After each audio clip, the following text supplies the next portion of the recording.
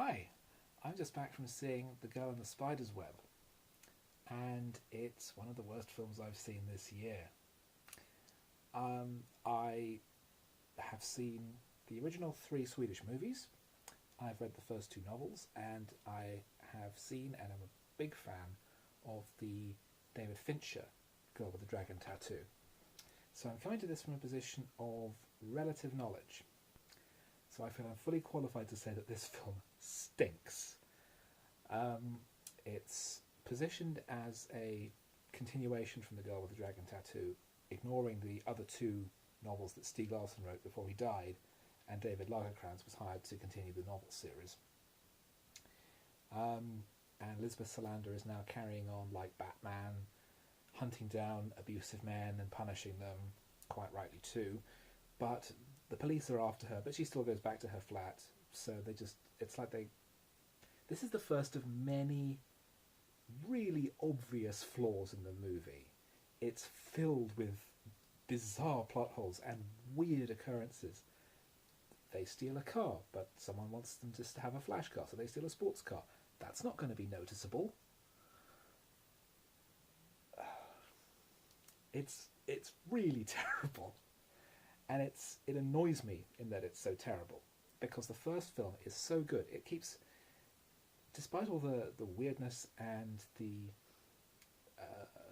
hard shell around the main character of Lisbeth Salander, there is a groundedness and a reality to what happens in the first book, in the first story, that I think starts to fade a little in the second too.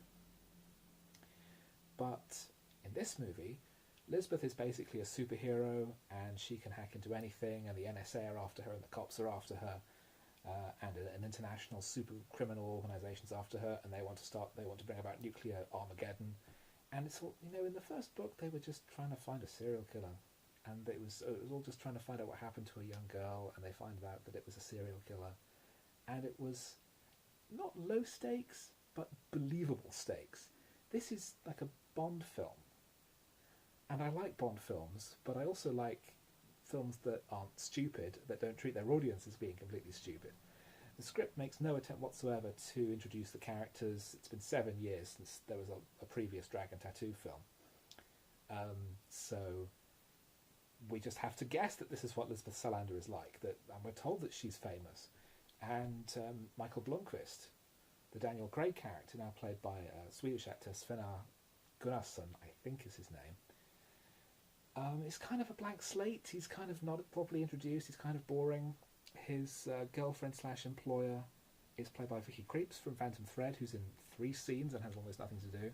The characters are very, very poorly written and very, very poorly sketched. The whole thing is just so lazy and slack and workmanlike. With the original film and the books, you can tell that the people making this really care about it. They're interested in the characters. They're engaged with the material. There is a backbone to the story that has a substance and a relevance that this doesn't have. This just has perfunctory backstory to explain why the villain, who is apparently an albino who dresses entirely in red because it's a movie, I suppose, does what she does. It's really dreadful.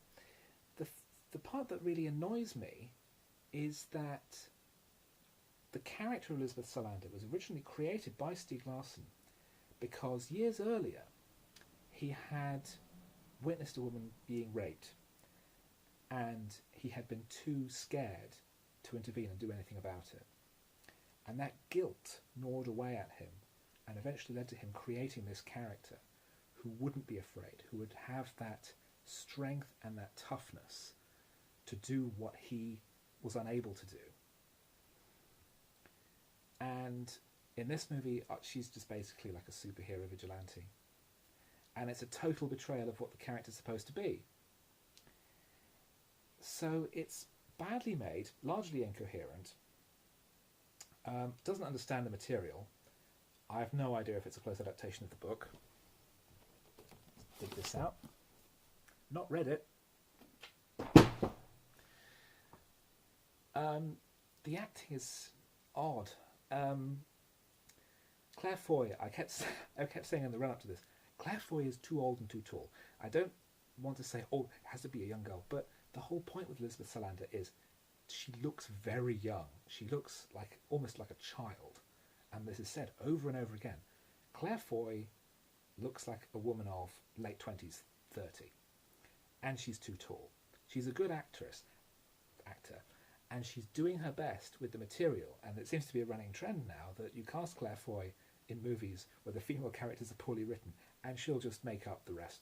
She'll just make up, the shortfall in her acting, because she's really making an effort. She's really trying, but there's just nothing there. Blomqvist is kind of a blank slate. Stephen Merchant is in it, and he's a really good, serious actor. He's, as well as being a very talented comic actor and comedian and writer and director, he's also a very talented dramatic actor. His performance in Logan I thought was superb. But here he's cast as, I think, a Swedish computer expert, but you see a little biography of him on screen and it says that he was born in Bristol, just so that they can explain why his character has a Bristol accent, because Stephen Merchant is just talking normally. So there's no unifying theory to it at all. The director is Fede Alvarez, and so far all he's made are sort of pot-boiler, gruey horror movies, the remake of Evil Dead and Don't Breathe. And suddenly he's doing this, and you can tell this is the work of a man who has spent his career to date making moderately well-budgeted but not very interesting horror movies, because it's trying to emulate the David Fincher style, but it doesn't have that precise elegance that he has. Instead, it's just the same kind of colour palette and the same kind of camera moves. No one cares, I think, and the people who do care aren't being given the tools needed to make a good movie. And the result is something that is an embarrassing disaster. I realise now how long I've been talking. It's a bomb. It's going to lose more money than the first movie did. The first movie cost a lot, and it wasn't a huge hit, but it made its money back. This is not going to make its money back, and it cost less than half of what the first film did. I saw it tonight. It's Thursday night, 9 p.m. showing, in one of the largest screens at the multiplex where I saw it. Going into the second weekend of release, 6 other people in the showing. And this is central London.